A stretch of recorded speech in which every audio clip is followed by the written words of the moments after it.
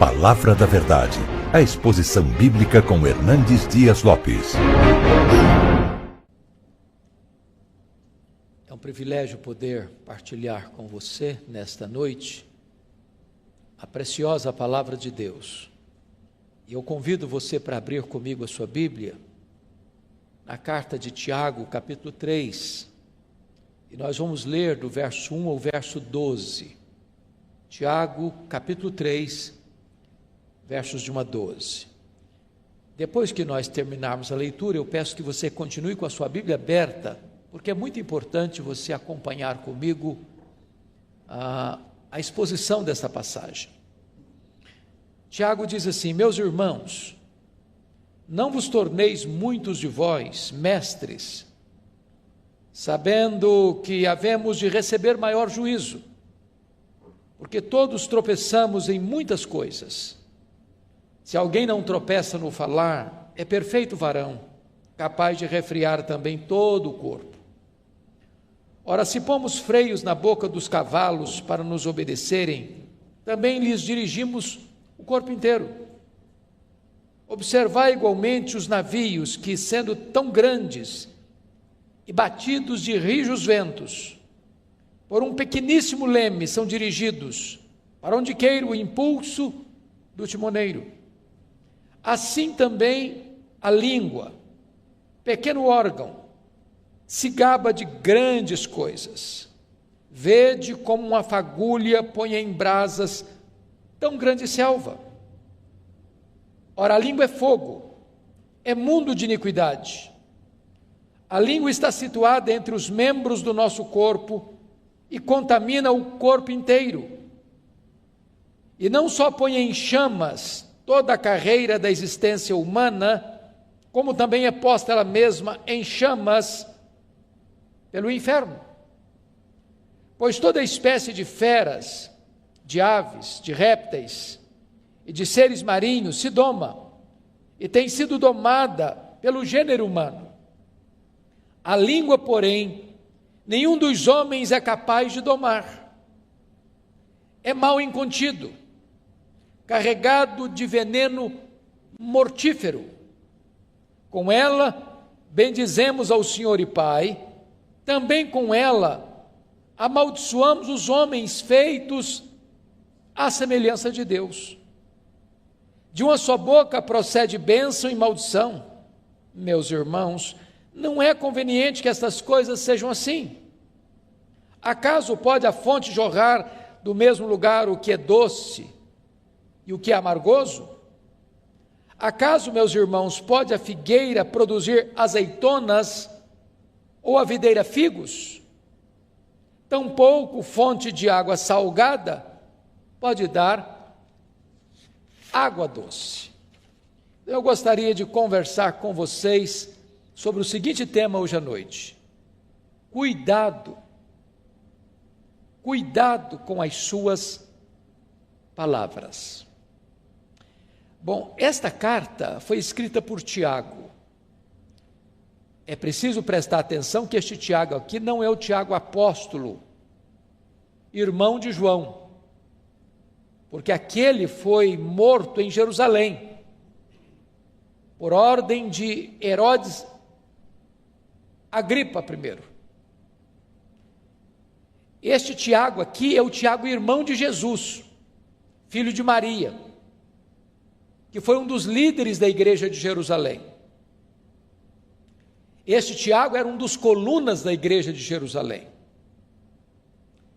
E esta carta que ele escreveu é chamada de o livro de Provérbios do Novo Testamento, porque é uma carta prática, que trata de assuntos práticos. Ele traz no bojo desta carta quais são as evidências de uma pessoa salva pela fé. E ele evidencia então que você prova a sua fé em Cristo mediante as obras diante dos homens. E um dos assuntos práticos que Tiago trata nesta carta é exatamente a questão do cuidado com a língua. No capítulo 1, no verso 19, Tiago já chama a sua atenção para esse fato: todo homem seja tardio para falar. O silêncio é mais eloquente do que o falatório desproposital. E ele avança um pouco mais no capítulo 1, no verso 26, e vai dizer: se alguém supõe ser religioso, deixando de refriar a língua, antes enganando o próprio coração, a sua religião é vã. O que Tiago está dizendo, que se de fato você e eu somos religiosos, no sentido de sermos legítimos cristãos, isso implica em que a nossa língua terá controle, haverá domínio próprio. Quem está no comando da nossa vida é o próprio Espírito de Deus. E isso também na área da comunicação. No livro de Provérbios, lá no capítulo 18, verso 21, está escrito assim: a morte e a vida estão no poder da língua. Quem bem a utiliza, come do seu fruto. Então você pode dar vida ou você pode matar os seus relacionamentos, dependendo da maneira como você se comunica. E no livro de Provérbios ainda, há um texto que para mim é emblemático. E eu gostaria que você, com a Bíblia aberta comigo, pudesse observar esse texto, porque ele trata de 6 pecados que Deus aborrece, e de um 7º pecado que a alma de Deus abomina, que é o ponto culminante da abominação divina. Quais são esses 6 pecados que a alma de Deus aborrece? Primeiro, ele diz aí, olha comigo o verso, capítulo 6, 17, olhos altivos. Deus não tolera gente soberba. Segundo, língua mentirosa. O mentiroso aborrece a Deus. Terceiro, mãos que derramam sangue inocente. Pensa comigo hoje em quantos abortos são praticados no Brasil. Quantos bebês que são martirizados, trucidados, esquartejados no ventre materno e sugados de lá, do sacrário mais bendito da vida, o ventre, como uma verruga pestilenta. Isso aborrece a Deus. Depois o texto diz, em 4º lugar, coração que trama projetos iníquos, gente que fica maquinando mal. Deus aborrece isso.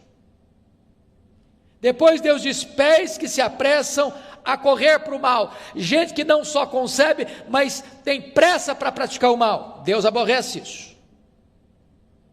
6º lugar, testemunha falsa que profere mentiras, que inverte os fatos. Deus aborrece isso.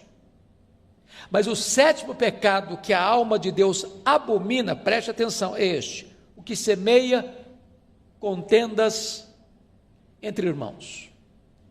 O que eu fico impressionado é que Deus diz que esse pecado é mais grave aos seus olhos do que o assassinato. Já pensou nisso?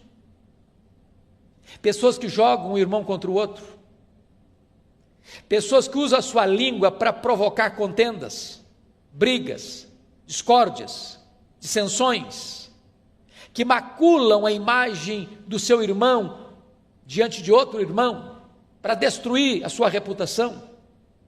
A Bíblia diz que Deus abomina isso. Deixa eu lhe dar um exemplo. Está lá no primeiro livro de Samuel, quando Saul, já insano, perseguiu o seu genro, Davi, para matá-lo. E diz a Bíblia que nessas fugas de Davi, não porque Davi tivesse medo do seu sogro, ou porque Davi fosse covarde, Davi tinha consciência de que não podia atentar contra o seu sogro, vingar-se do seu sogro. Então, certa feita, ele passou por Nob, onde havia uma comunidade de sacerdotes. E Davi foi acolhido ali por eles. E um indivíduo chamado Doeg deu um relatório tendencioso, malicioso, maledicente a Saul. E Saul se enche de fúria e vai a Nob e mata 85 sacerdotes. Mata homens, crianças, uma chacina, um derramamento de sangue, porque alguém maldoso joga uma pessoa contra outra e cria um cenário terrível de conspiração que leva à morte de muitos inocentes. A língua é perigosíssima. Então, cuidado com a sua língua, cuidado com as suas palavras. Voltando ao texto que lemos para expô-lo, abra comigo então, lá em Tiago 3. E Tiago começa alertando para o seguinte fato. Olha comigo, versículos 1 e 2. Meus irmãos, não vos torneis muito sabendo que havemos de receber maior juízo. Então, preste atenção. Quanto mais alta a posição que você tiver, mais de você será exigido. Quanto mais privilégios, mais responsabilidades. O grau de exigência vai crescer. Mas no verso 2 ele diz assim: porque todos tropeçamos em muitas coisas. A primeira realidade que eu noto nesse versículo é que Tiago está sendo prático e honesto. Se você é uma pessoa honesta, você sabe que você também, como eu, nós tropeçamos. Tropeçamos na nossa própria língua. Quantas vezes nós falamos quando não devíamos ter falado? Quantas vezes nós nos calamos quando deveríamos ter falado? Quantas vezes as nossas palavras não foram as melhores, não trouxeram edificação? Quantas vezes as nossas palavras não transmitiram graça aos que nos ouviram? Então, todos nós tropeçamos em muitas coisas, e Tiago diz: se alguém não tropeça no falar, é perfeito varão, capaz de refrear todo o seu corpo. Então, diante deste aspecto, Tiago vai nos ensinar 3 lições aqui que eu quero destacar do texto. Primeiro, é que a língua tem o poder de dirigir. É isso que ele trata nos versos 3 e 4. Segundo, a língua tem o poder de destruir. É o que ele trata nos versos 5 a 8. Terceiro, a língua tem o poder de deleitar, trazer prazer. É o que ele fala dos versos 9 a 12. Então eu quero tratar com você desses 3 aspectos da língua. Ela dirige, ela destrói e ela deleita. Vamos olhar então a primeira lição. A língua tem o poder de dirigir. E no verso 3, ele compara a língua como um freio de um cavalo. Um cavalo é um animal doméstico, que é usado para o trabalho doméstico, ou para montar, ou para o serviço. Ele tem uma força descomunal. Você não consegue medir forças com um cavalo. Porém, quando o cavalo é domado, você põe nele um freio. E mesmo que uma criança suba na sela, com as rédeas na mão, aquele cavalo obedece o comando. O que Tiago está dizendo, que a nossa língua pode nos dirigir, como um freio dirige um cavalo, e toda a nossa força, e toda a nossa energia, pode ser canalizada para o bem e não para o mal, para um bom serviço e não para um desastre. A segunda figura que Tiago usa, está no verso 4, eu peço que você observe comigo. Ele compara a língua que dirige como um leme de um grande navio, que singrando os mares encapelados, enfrentando as ondas revoltas, nos mares da vida, aquele pequeno leme, o timoneiro consegue conduzir o navio, para não se chocar contra as rochas, para não enfrentar um iceberg, para não ir ao naufrágio trazendo prejuízos, perdas e desastres, com muitas mortes. Então Tiago está dizendo que da mesma maneira que um leme pode conduzir, o timoneiro pode conduzir o navio nos mares revoltos da vida, se você tiver domínio na sua língua, se a sua língua estiver domada pelo Espírito Santo, você vai ser conduzido em segurança, não permitido que você produza desastres por onde você passar. Este é o primeiro aspecto. Bom, você conhece tantas pessoas que por causa das suas palavras levam pessoas à ruína. Eu já assisti alguns filmes, por exemplo, da Segunda Guerra Mundial. É sabido de todos que Adolf Hitler era um orador que eletrizava as multidões. Ele conseguia manter presa uma vasta multidão com os seus discursos eloquentes, mas induzindo essas pessoas para o mal, para a destruição, para a ruína.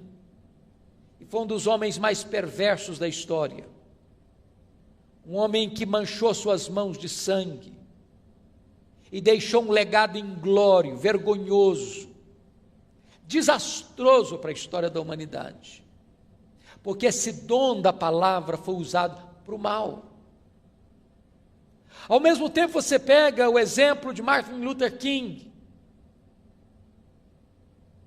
que foi um homem que usou o seu discurso, não para provocar desavença, dissensão, guerra, mas num tempo de grandes tensões no seu país, de segregação racial, ele consegue fazer um grande movimento de paz, porque você pode dirigir a sua vida para o bem ou para o mal. Quem domina a sua língua, consegue dominar todo o seu corpo. Mas agora, Tiago vai tratar da segunda figura, a língua tem o poder de destruir. E eu chamo a sua atenção, porque ele vai dizer no versículo 5, assim também a língua, pequeno órgão, se gaba de grandes coisas. Vede como uma fagulha põe em brasas tão grande selva. O ano passado, e este ano também, nós tivemos no mundo muitos incêndios, terríveis incêndios, na Austrália, na Califórnia, na Amazônia. Nós tivemos incêndios de grandes monumentos, como a Catedral de Notre Dame, em Paris. E às vezes, uma pequena fagulha, um fósforo que você risca, ou uma guimba de cigarro, pode provocar um incêndio avassalador, descomunal, de consequências trágicas, de prejuízos colossais. Assim a língua. Um comentário maledicente, sobretudo em épocas de fake news, de redes sociais, onde se mina a reputação das pessoas, se espalha mentiras acerca das pessoas, se induz as pessoas a formarem uma opinião errada acerca de outras pessoas. E esta pequena fagulha vai provocando incêndio, e vai alastrando esse incêndio, e vai destruindo pessoas, e vai arruinando reputações, vai tendo assassinato de reputações. Então cuidado com a sua língua, não promova mentira, não promova maledicência, não coloque as suas mãos para espalhar mentiras e fake news. Cuidado com a sua língua. Olha comigo o versículo 6. Ora, a língua é fogo, é mundo de iniquidade. A língua está situada entre os membros do nosso corpo e contamina o corpo inteiro.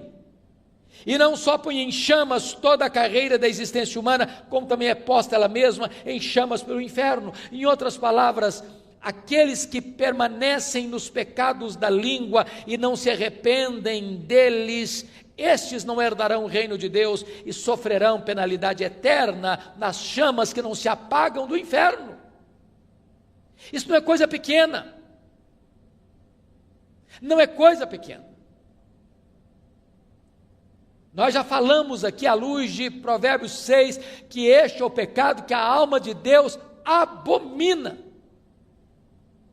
Mas deixa eu dizer algo para você ainda. Além da língua ser perigosa, porque é como um fogo destruidor, agora veja comigo no verso 7, que Tiago vai dizer que a língua também é indomável. Pois toda espécie de feras, de aves, de répteis e de seres marinhos se doma e tem sido domada pelo gênero humano. Então, as aves, os animais da terra e os peixes do mar, os voláteis, os anfíbios, os peixes e os animais que rastejam pela terra, todos podem ser domados, todos, e domados pelo homem. Agora olha comigo, por gentileza, o verso 8. A língua, porém, nenhum dos homens é capaz de domar. E Tiago prossegue, é mal incontido. É mal incontido. Eu não sei quanto a você, mas eu reconheço tantas vezes a minha insensatez. E às vezes eu fico com vergonha de mim mesmo. Porque às vezes eu falo que eu deveria ter vergonha de ter falado. Às vezes falo na hora mais inoportuna. Às vezes eu falo com as emoções exaltadas, e a Bíblia diz que isso provoca ira. Às vezes eu contribuo para que as pessoas sejam mal faladas, ou me omitindo, ou contribuindo para isso. E eu preciso admitir, à luz do diagnóstico do texto bíblico, que de fato a língua é um mal incontido, e uma fera enjaulada atrás dos nossos dentes, que até hoje não conseguiu ser domada.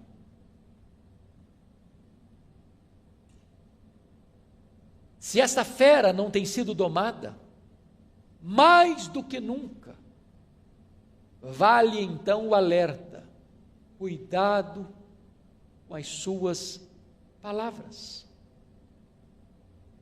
Palavras que saem da nossa boca não voltam mais. São como uma flecha que é atirada. Um comentário mal feito é como subir no alto de uma montanha e soltar um saco de penas. Não se recolhe todas mais. Mas ainda Tiago vai dizer que esta língua, além de perigosa e indomável, ela é também um veneno mortífero. Olha comigo o versículo 8. Ela é carregado de veneno mortífero. E esse veneno é pior que o veneno de uma cobra. Porque o veneno da cobra é o próprio Deus quem coloca nela. Mas esse veneno da língua não é Deus quem coloca. É a malignidade do nosso pecado. É a inclinação da nossa carne que é inimizade contra Deus. E quantas vezes esse veneno letal, mortífero, tem sido a causa de tantas desavenças, de tantas separações, de tantos divórcios, de tantas famílias divididas, de tantas igrejas em conflitos, de tantos relacionamentos desfeitos, de tantas inimizades estabelecidas, de tantas guerras promovidas, de tanto derramamento de sangue. Cuidado com as suas palavras. Mas Tiago avança um pouco mais para nos informar algo tremendo nesse texto, é que a língua também é incoerente. Incoerente. É o que vai dizer dos versos 9 a 12. No verso 9 ele diz: com ela bendizemos ao Senhor e Pai, também com ela amaldiçoamos os homens feitos à imagem e semelhança de Deus. Meus irmãos, quantas vezes você acaba de sair de um culto devocional, onde você cantou hinos, fez orações, proclamou a palavra de Deus, e às vezes até mesmo dentro do pátio da igreja, após o serviço sagrado, a conversa muda, o assunto muda, um irmão fala mal do outro, um irmão critica o outro, um irmão joga o irmão contra o outro. Ao mesmo tempo que com esta língua eu louvei a Deus, com a mesma língua, daqui a pouquinho eu já estou falando mal do meu irmão que foi feito à imagem e semelhança de Deus. Que incoerência! E Tiago então vai fechar, e eu termino também, com mais duas figuras. No verso 11, ele vai dizer que a língua é como uma fonte. Acaso pode a fonte jorrar do mesmo lugar o que é doce e o que é amargo? E depois a última figura que ele usa é a figura do fruto, no verso 12. Acaso, meus irmãos, pode a figueira produzir azeitonas, ou a videira figos? Olha que coisa interessante. Você já viu isso? Você já foi numa fonte?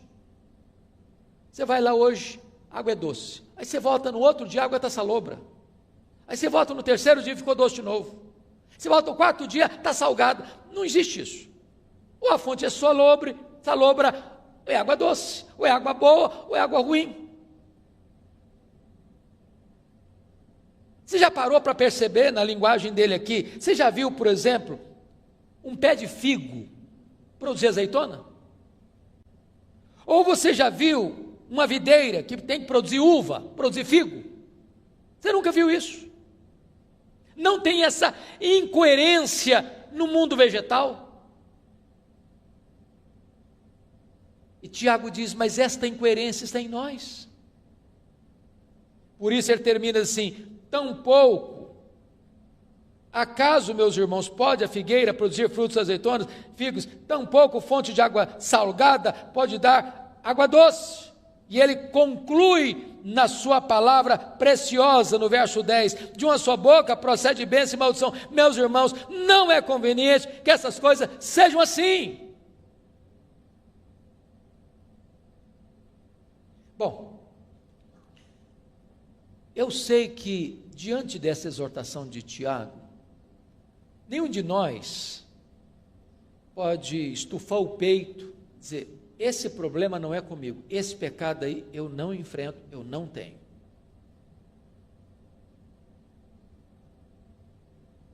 Se formos honestos, temos que vestir todos nós a carapuça e dizer, Bom, Tiago está falando comigo, é com você. Qual a orientação que a Bíblia nos dá? Meus irmãos, não é conveniente que seja assim. Nossa língua não deve ser incoerente. Não pode ser hoje uma fonte de água boa, doce, e amanhã uma fonte de água salgada. Não pode hoje esta fonte, conforme diz o verso 10, proceder dela bênção, e amanhã a mesma fonte proceder maldição. Então peço a sua vênia, para encerrar, lendo um texto da Bíblia. com você, que é Efésios capítulo 4, verso 29, e aqui com a leitura desse texto eu encerro. Olha o que Paulo vai nos ensinar sobre este assunto. Efésios 4, 29, ele diz assim: não saia da vossa boca nenhuma palavra torpe, palavra suja, e sim, unicamente, a que for boa para edificação. Se não é para edificação, fica calado. E ele diz mais: conforme a necessidade. Tem hora que não é hora de falar, não, é hora de ficar calado mesmo, só se for necessário. E ele diz mais: